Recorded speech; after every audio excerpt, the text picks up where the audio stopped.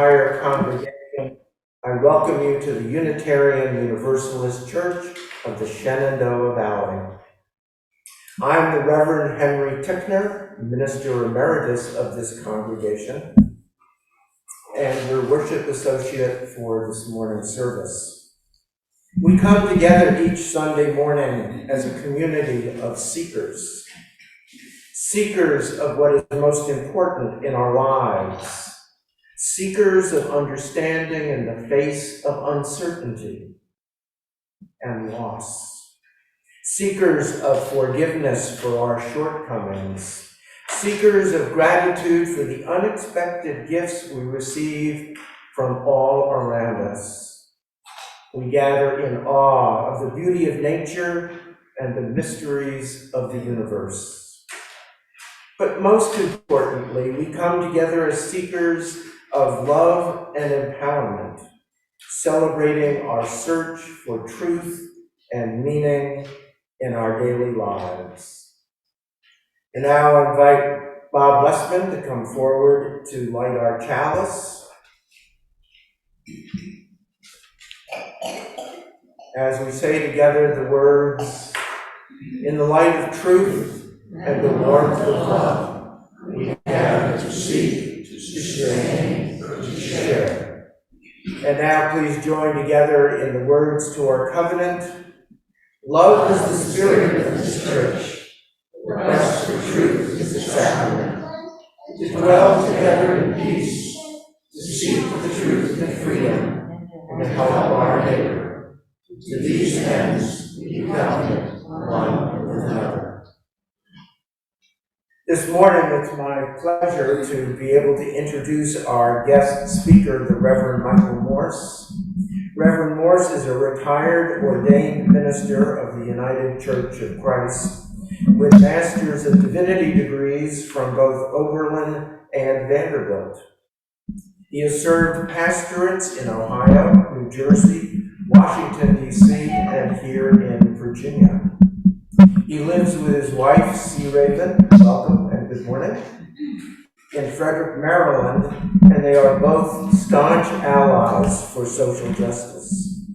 They are active in the Unitarian Universalist Church of Frederick. If you drive 340, you will see it off to the right with its beautiful lighthouse steeple, for lack of a better word. It's truly a landmark on that ride north. Mike is the father of 2 grown children, 7 grandchildren, and 11 great-grandchildren. Congratulations. It's now my pleasure to invite Reverend Morse to the pulpit.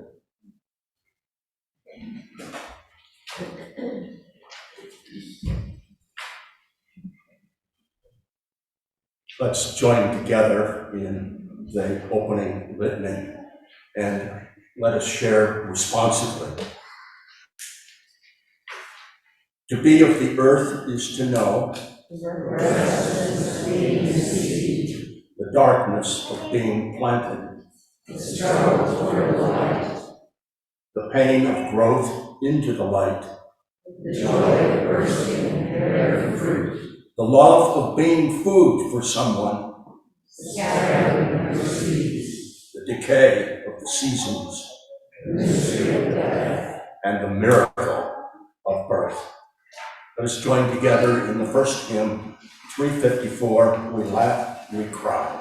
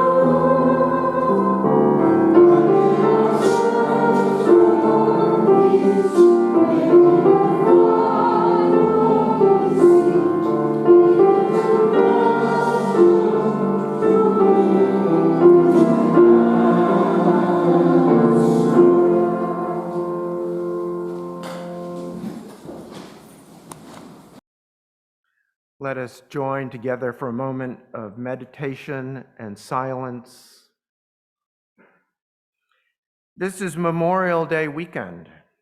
Tomorrow is the official Memorial Day. And for some, this day marks the unofficial start of summer with beach balls and barbecues. But for others among us, this is a day for quiet reflection and remembrance. And for many in this nation, the mourning of the 21 innocent lives stolen this week by senseless gun violence, this is a time of deep mourning.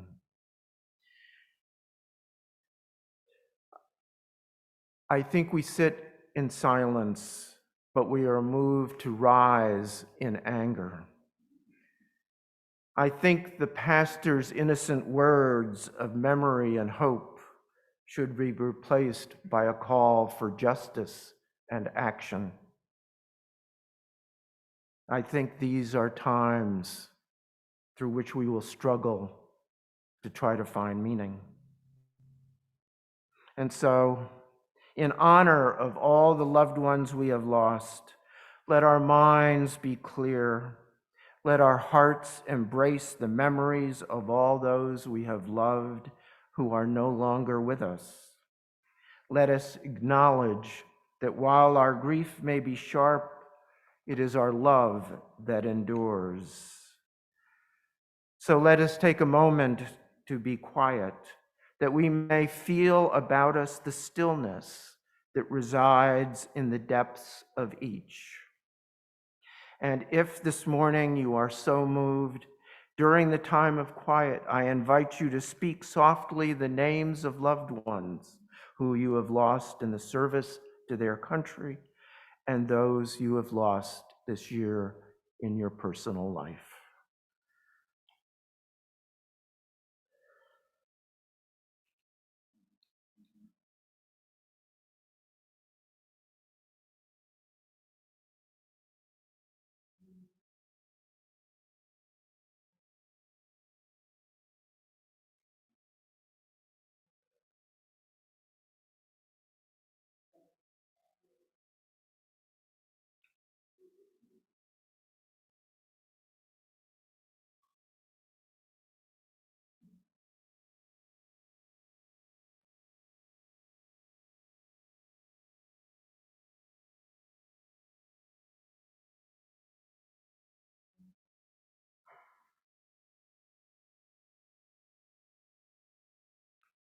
Amen, and blessed be. We're singing a hymn new to us this morning, number 306, Sing of Living, Sing of Dying. Elaine will play it all the way through once, and then we will join in singing together.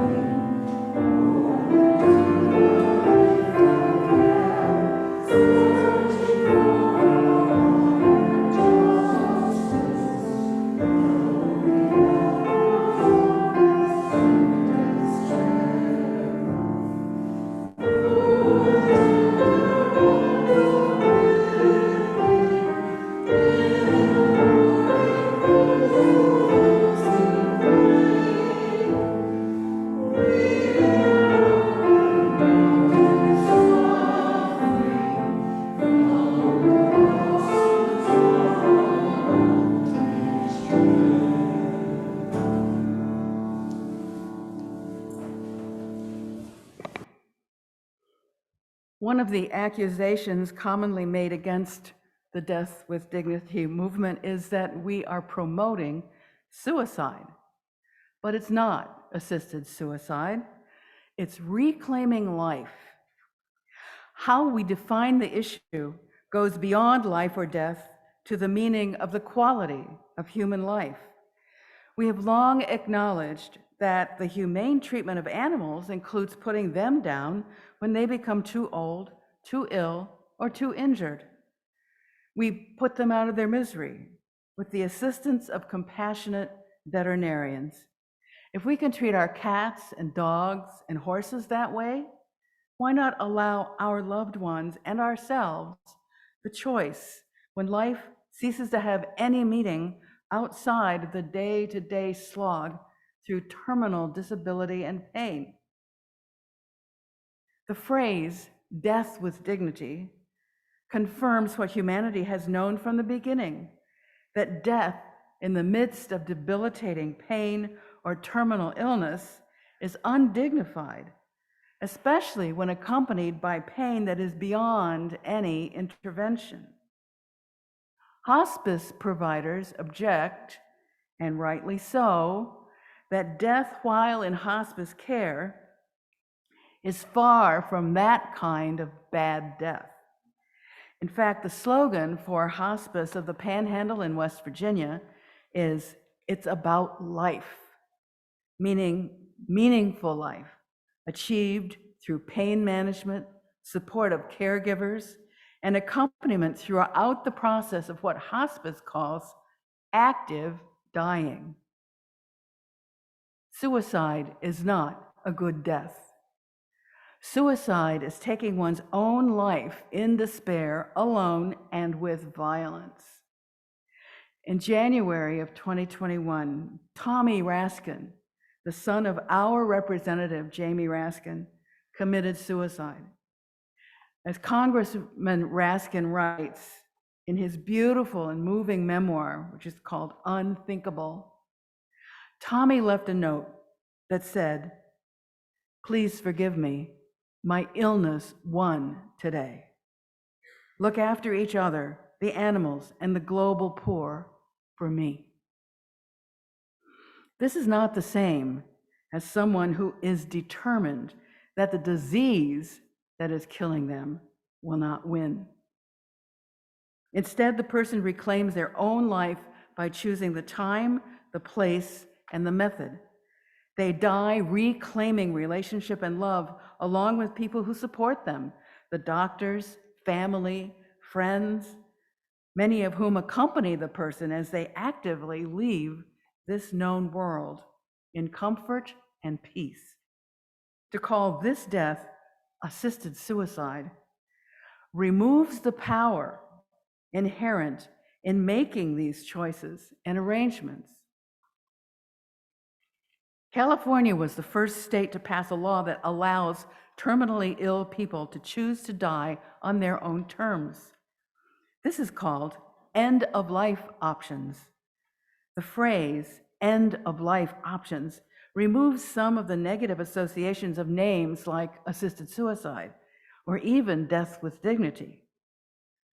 Most obviously, having options for the end of life means people can choose the whole range, from hospital-based palliative care to home-based hospice care to medically prescribed and supervised use of drugs by mentally competent, terminally ill patients to safely end their lives before their condition of disease runs its full course. Death is no longer perceived as being part of life.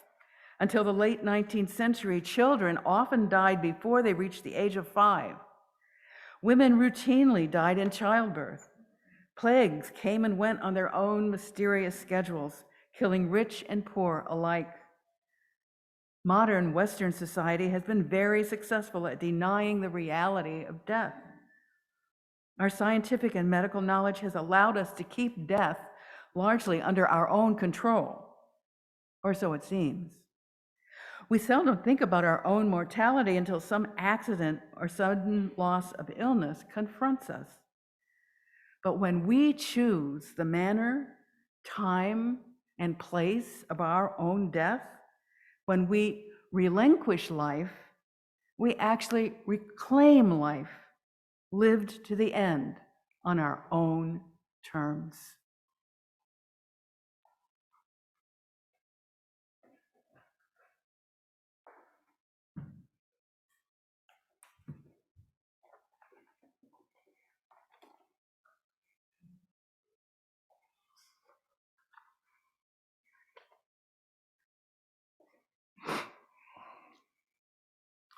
I'm delighted to be with you this morning and very moved, very moved by not only your welcome, Henry, but your very special words a moment ago. We needed that. I come as a representative of Final Exit Network, otherwise known as FEN. It's the acronym. It is part, as C. Ravens indicated, of the Death with Dignity network. There are several organizations across the land that are concerned about death with dignity. Two things you need to know about me as I begin. In addition to my passion for dignity, and the first is that I have seen too many people during my long career in ministry die horrible deaths, and I'm tired of it. The second thing you need to know about me is that my first wife of 56 years, nearly, died of Alzheimer's disease on January 1st, 2016. I'll talk more about her in a moment. For now, thank you for this invite. And you should know Henry sent me a sermon that he preached 2 years ago, nearly, on this same topic. It was a tour de force, a brilliant sermon, and I'm prompted to say, you have him, why do you need me? Anyway, I want to be sensitive to people's feelings, particularly people's feelings of grief, and sensitive to people's feelings of anxiety. There may be those of you here this morning who have a terminal disease, or someone in your family has a terminal disease, and you face these circumstances with foreboding and perhaps fear.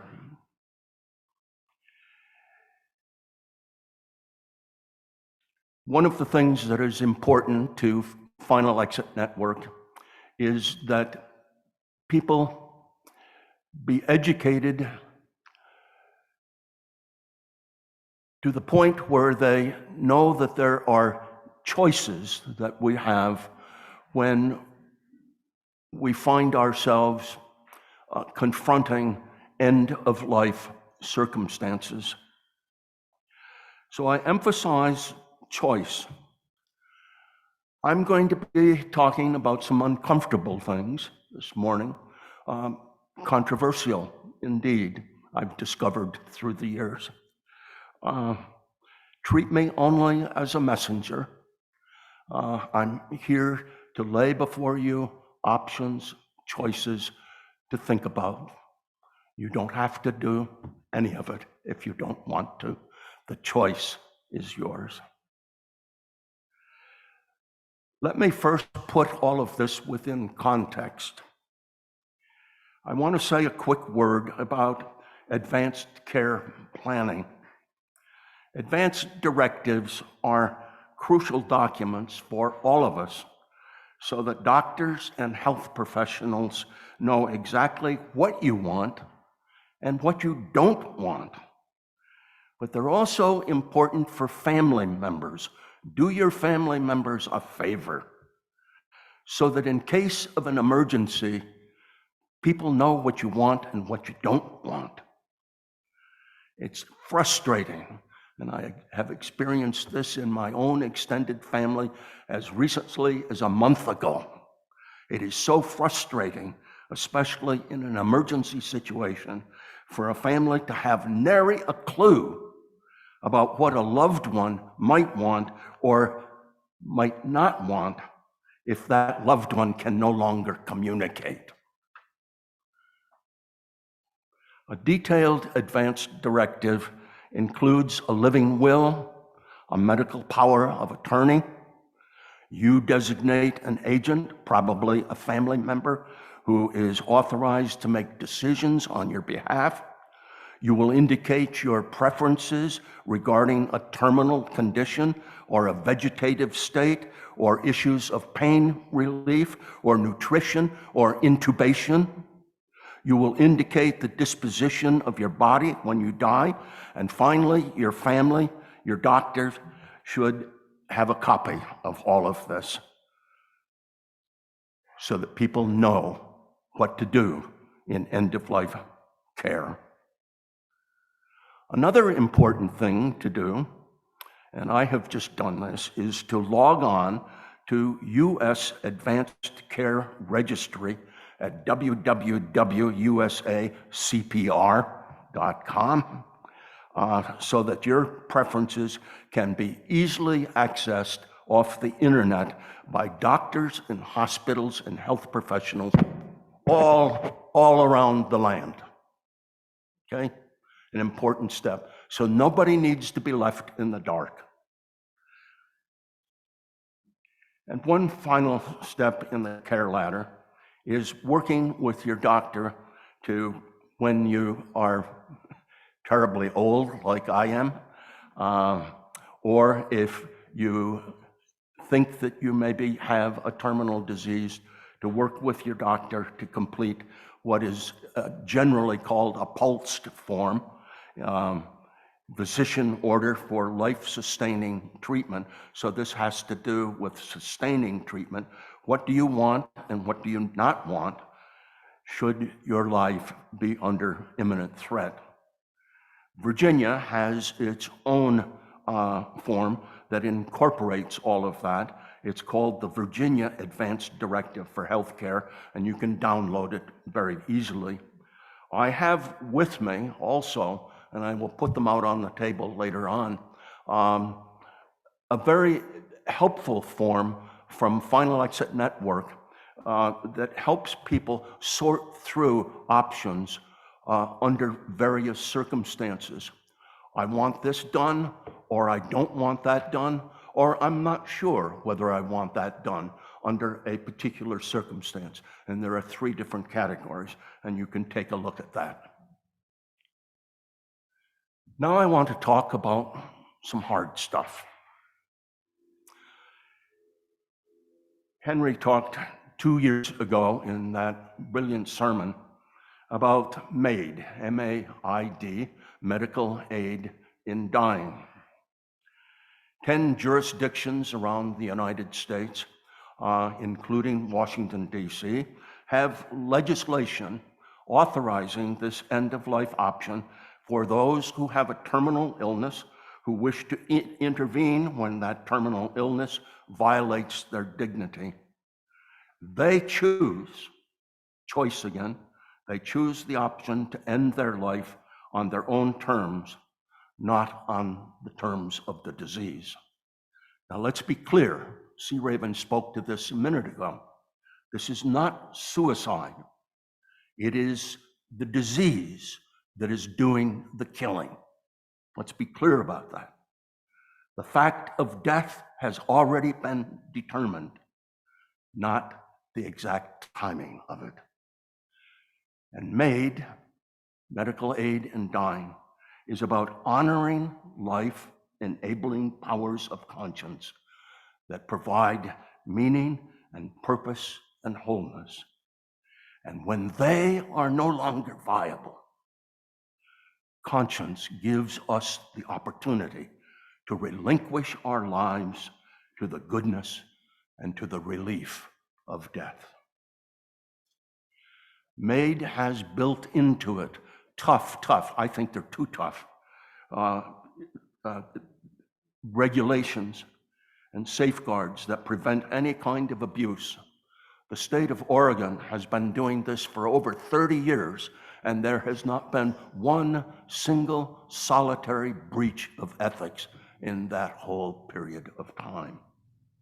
One must be diagnosed by 2 doctors, and there are 2 rounds of that, with a terminal disease that indicates that life expectancy is less than 6 months. One must be a state resident, though that has now been waived in the state of Oregon, and we're looking forward to having that waived in other states as well. And one must be mentally competent and physically able, the person must, to administer the medication that is prescribed by an attending physician. That is going to be challenged as well, whether one has to be the only person to administer that medication. There is a movement now, and it looks like it's going someplace, to allow other people to administer that medication. It's not here yet, but we're working on it. So, the bad news for all of you is that Virginia does not have this legislation. DC does, as I indicated. So if you can meet the residency requirement, that's an option for you. If not, then the question is, what are other options that are available? One of the exciting options right now that puts FEN on the frontier of this whole movement is called, it has 2 prongs to it. The first prong is called VSED, the Voluntary Suspension of Eating and Drinking. Adult patients with a medical condition have always had the option of declining treatment that they don't want for whatever reason. And this is often indicated, as I suggested, in advanced directives. You put that down. You can stop the chemo. You can decline the tubes. You don't have to have the operation. It's your choice. So you, too, can also decline to eat and drink. A very close doctor friend of mine who happens to work for hospice is an expert on VSED. And Jeff assures me that when a diseased body is deprived of food and water, and especially water, the organs shut down very, very quickly. The first 2 days or so are difficult because of increasing dehydration, dry lips, dry throat.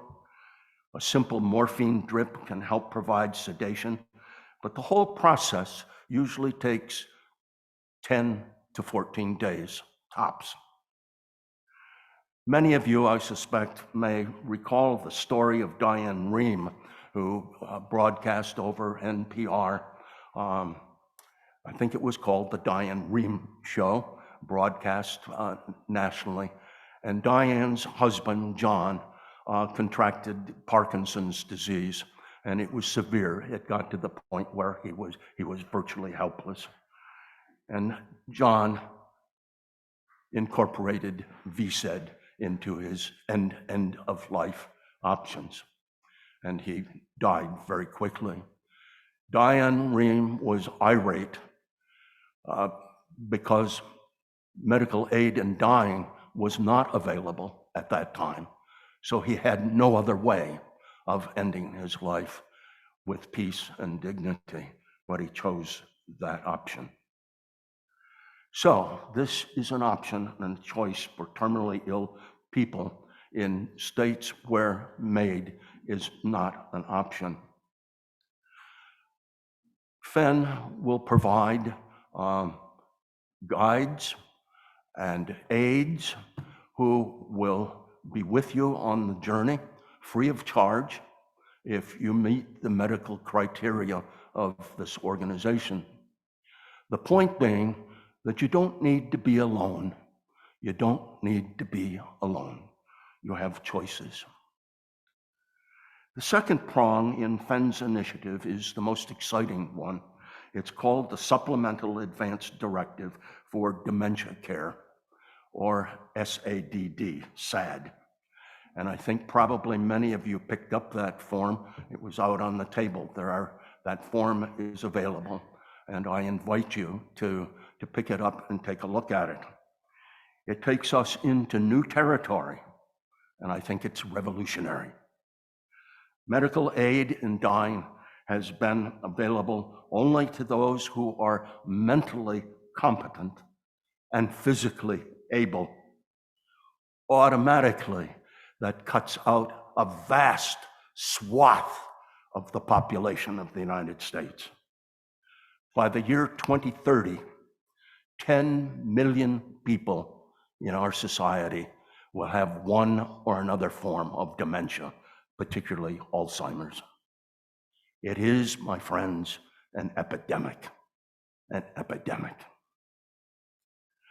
SAD, as the title indicates, is executed in advance while the person is in the early stages of dementia, but is still perfectly able and competent mentally to give power of attorney to an agent and to specify the particulars that they want to incorporate into their VSED, their voluntary suspension of eating and drinking, when it is determined that life no longer has meaning for them.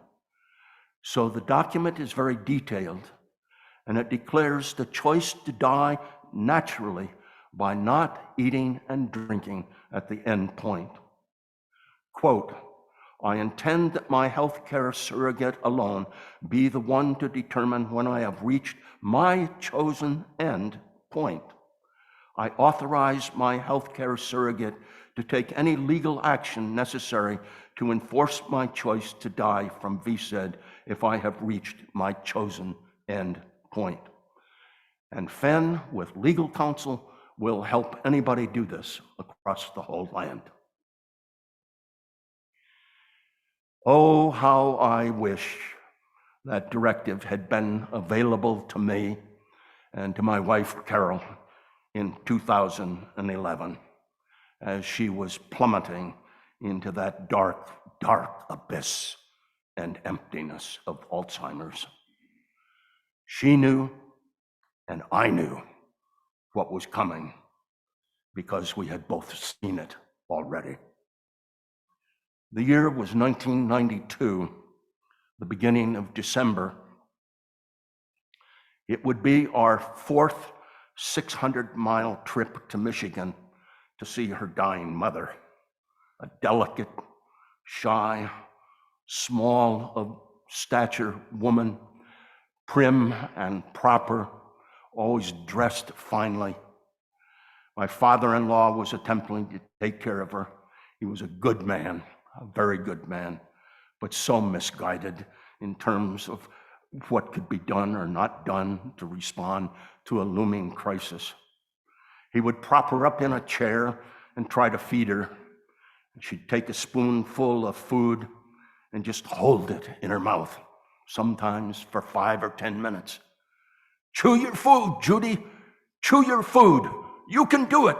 You can do it.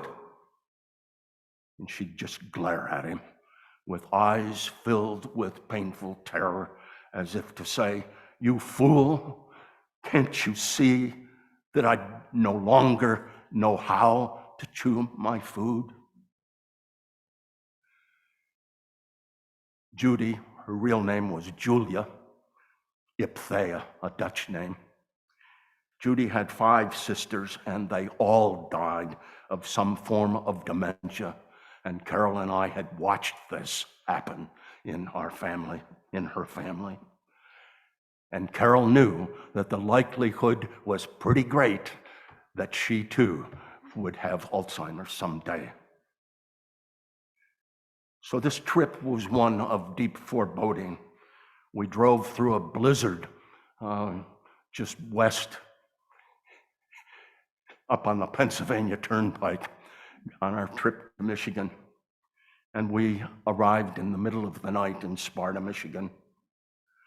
And early in the morning, as Carol and I sat in the living room, we heard a thud came from the bedroom down the hall, and then there was silence.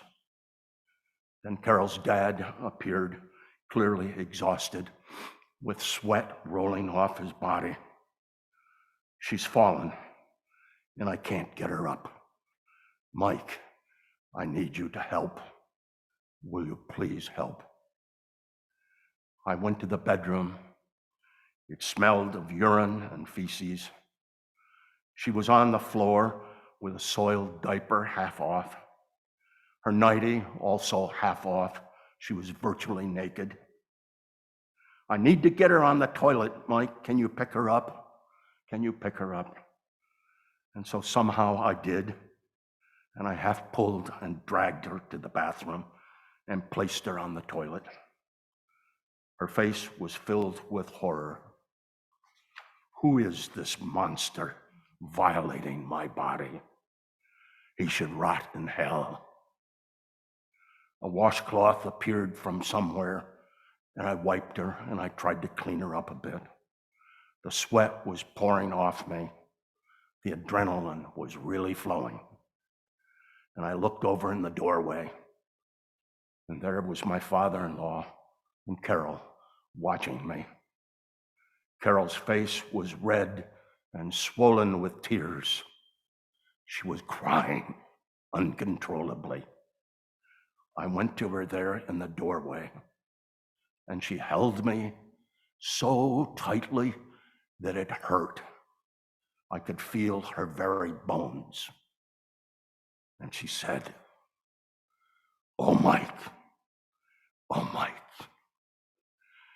please, please, don't ever let this happen to me."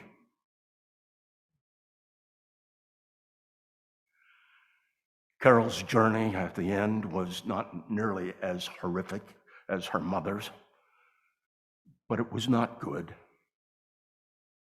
But she would have signed this advanced directive in a heartbeat. And it should come as no surprise to you that I view this directive as a work of compassion and as a work of love. It may not be for everyone, but know that it presents a choice that seeks to honor the goodness of life and the sweet dignity of death that brings wholeness and peace. Amen.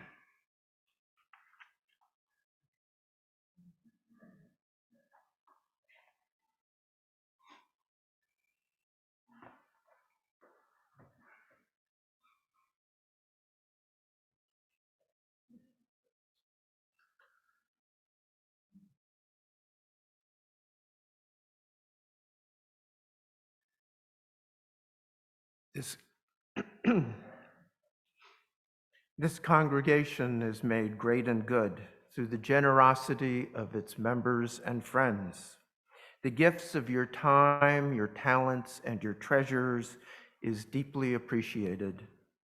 We will now gratefully receive an offering to sustain this self-supporting church and its many ministries within and without our walls.